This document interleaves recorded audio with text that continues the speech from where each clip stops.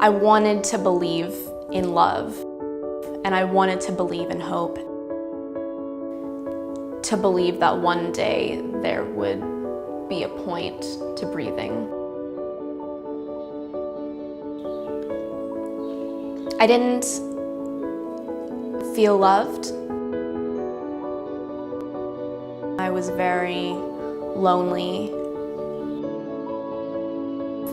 And because of this, I would eventually develop an eating disorder. This wasn't what my life was supposed to be like. And I realized that I wasn't okay. My name's Abigail Hall. I'm 20 years old and I'm from Oklahoma, and this is my story. I was born into a Christian family. My parents were missionaries in Ghana, West Africa. Ever since I was 13, I hated my body. When I was, 12, 11, whatever, growing up in Ghana, we watched videos, Disney princess, whatever, Star Wars, Leia has this teeny tiny waist.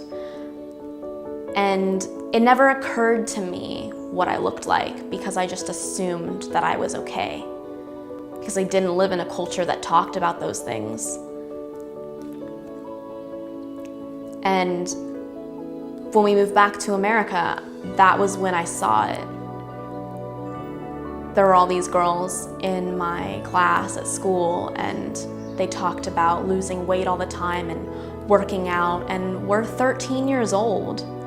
And that's all anyone could talk about was what they looked like, and I hated myself, like pure hatred. I laid on my bed and I cried for hours, and I starved myself. And then when someone was around, I ate again. But when people weren't watching, I just laid in my bed and cried. I didn't feel loved. It was so violent that I literally took my skin in my hands, my stomach fat, and I just wanted to cut it off with scissors.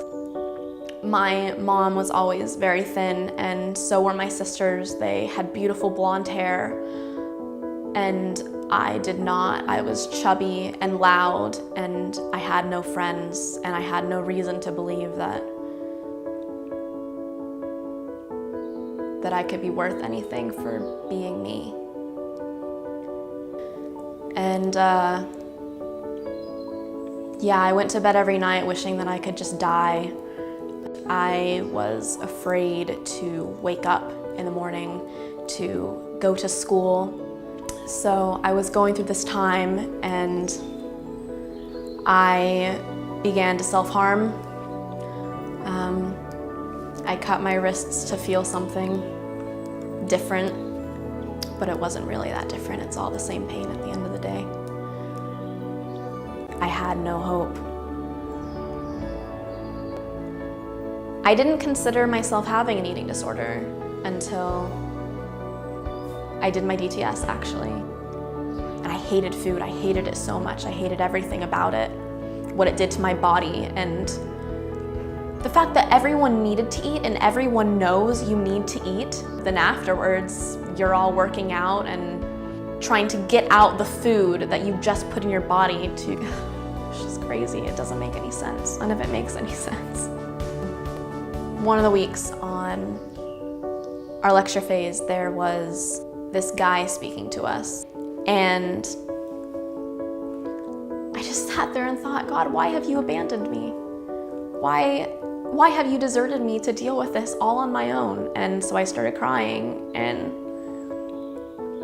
he looked at me and he said, in the middle of class, and he said, "What's wrong with you?"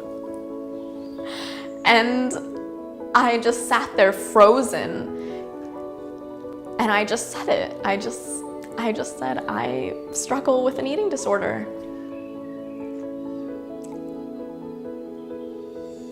And it's really hard. It's really hard. And I never said that before. Not to my myself, not to God, not to anyone. And I said it in front of all these strangers. And I felt a little of my weariness go in that moment. And it was a long road after that. It was not easy. It was not. Shortly after that, I was in worship and, praising God and saying, yeah, Jesus, I love you. And it just hit me. And I felt like God was saying, how can you say you love me if you don't believe that I love you? And it just knocked the wind out of me. And I realized that for me to pick out all of my flaws and all of my faults was literally to tell God that He hadn't done a good enough job. It's like a slap in the face to God. So I graduated my DTS and I went home for 6 months. Yeah, so I came back on staff, and I think that I thought that coming back on staff, I would stop being sad and everything would be exactly where I'd been on that graduation day. And so I came back and I was very surprised. I had no idea what I was doing. I really didn't know why I came back. I was just, working in random places on the base. And I don't know why. I just knew that this was where God wanted me at this time, and that was enough for me. There was this night at one of our community meetings. This guy came up to me afterwards. This guy and this girl, they were visiting from a team from Kona. And he said, I have a word for you. And then he said, I feel like God's saying that you're going to share your story and you're gonna talk to women about body image, and you're gonna speak out about that. And my only thought was, yeah, things like this happen, but they don't happen to me. You hear these stories about people getting all these prophecies and all these words straight from the heart of God, but they don't happen to me. But it did happen to me. This guy that I didn't know at all, who didn't even know my name, and God still gave him these incredible things that he could have never possibly guessed. They were just from God. They were just God's heart for me.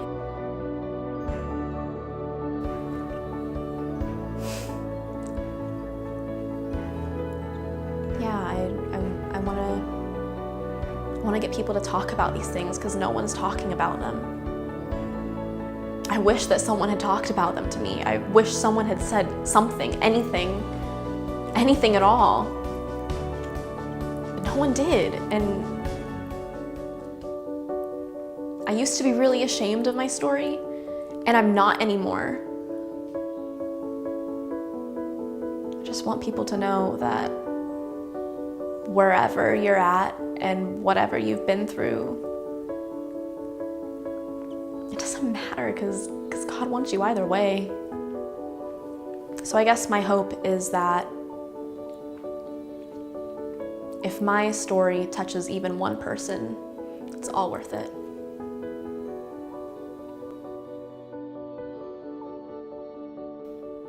So I staffed the July 2014 DTS, and I co-led an outreach team to Thailand and Cambodia, which was amazing and impossibly hard, but it was the best thing I think I've ever done. On the school that I staffed, I discipled several girls who were struggling with anxiety, just battling self-image issues. I think the amazing thing is that through my discipling them, I saw so many things in myself that I am still working through, but I can still bring hope to them in their journeys. It was amazing to be able to share my experience with them and encourage them in how great our God is, because He can change even the most painful of stories. And in walking alongside these girls, I came to the inarguable truth that God is bigger than these things. And it was such an honor to walk alongside them and trust in God together for better things. I'm doing things now that I never thought that I would be able to do. I'm taking teams to Thailand and Cambodia and trekking across the world. And I have no experience to do any of those things. You know, Jesus has just gifted me with the ability to be here working in YWAM and doing these things, and to spend my life telling people about the amazing things that Jesus has done, you know, because He's so good and He's so worthy. And yeah, He can rescue anyone. I believe that.